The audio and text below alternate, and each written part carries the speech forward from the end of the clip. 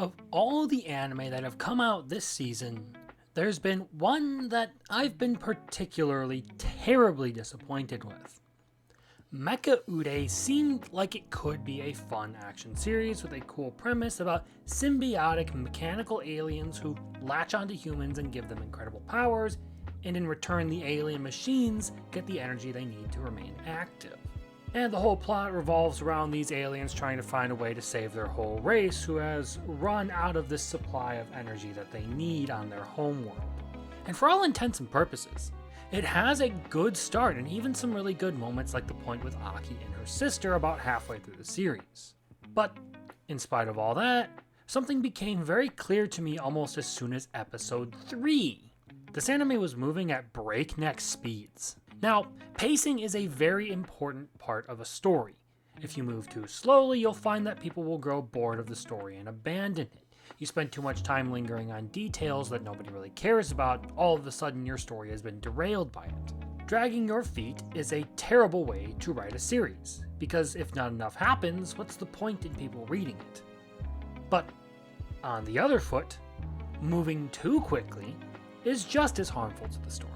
Striking that happy medium between hitting your plot beats and taking time to develop the world and your characters, the power system, it can all be tricky, but it's something you have to learn in order to become a good storyteller. You need to know what moments should last and which ones should be brief.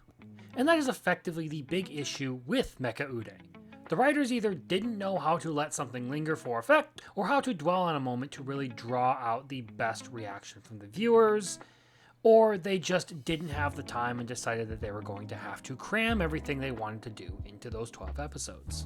The fact that this show so quickly hops from one major event to the next, taking very critical battles and boiling them down to only a handful of moves, and the fact that so many characters seem to come in and out of the story spontaneously and even flip-flop allegiances deprives the story of any sort of thematic or emotional potency. So let's talk a bit of spoilers here, since I doubt many people are actually going to watch this one. In the finale of this show, it's been revealed that the leader of ARMS, the group fighting for the unity between humanity and the Mecha-Ude, was actually the big bad guy this whole time. He was manipulating everyone from behind the scenes. Now, this in and of itself is a cool idea, and could play into some really good twist for the series. But the fact that the pacing was so fast meant that there was zero build up to it, and that ultimately makes it feel incredibly forced and lacking any sort of impact.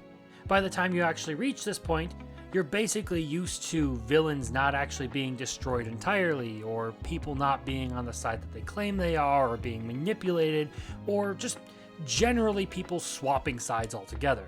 So what actually ended up happening was it just felt like another change, another event, and that there was no importance to it to the story.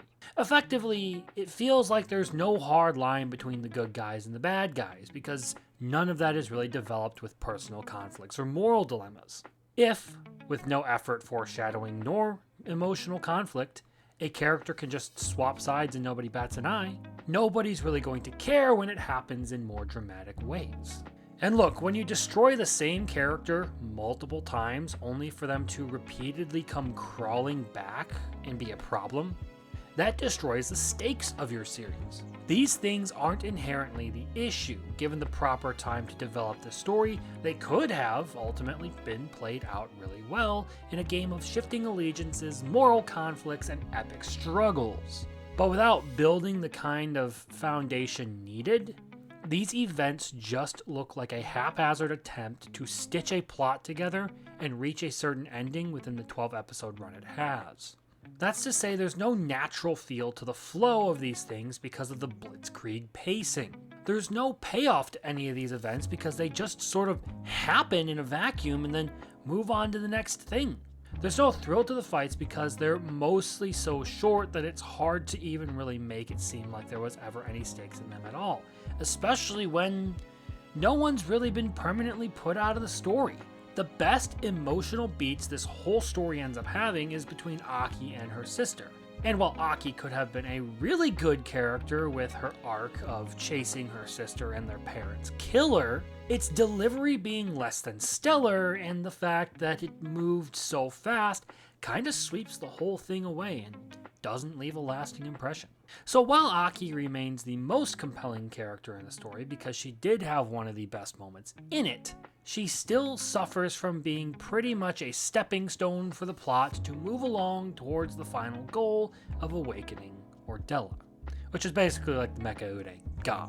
The series could have easily used another 12 episodes to flesh out its story, deepen the plot, explore the minds of the characters and their struggles, build the world and its history up a bit more, but rather than try to connect the audience with a frankly overcrowded cast, the show just uses more and more new characters as plot devices to push things along or to act as the antagonist just long enough to keep the plot moving in a certain direction before making them change sides to keep the story from hitting a complete dead end. To sum up what I'm saying, the twists happen so fast and so often, the changes in allegiances, the return of dead enemies, and so on and so forth, all happen so fast, they effectively mean nothing. There's no impact to them. They're just another plot point that the story has to hit in order to get to the end.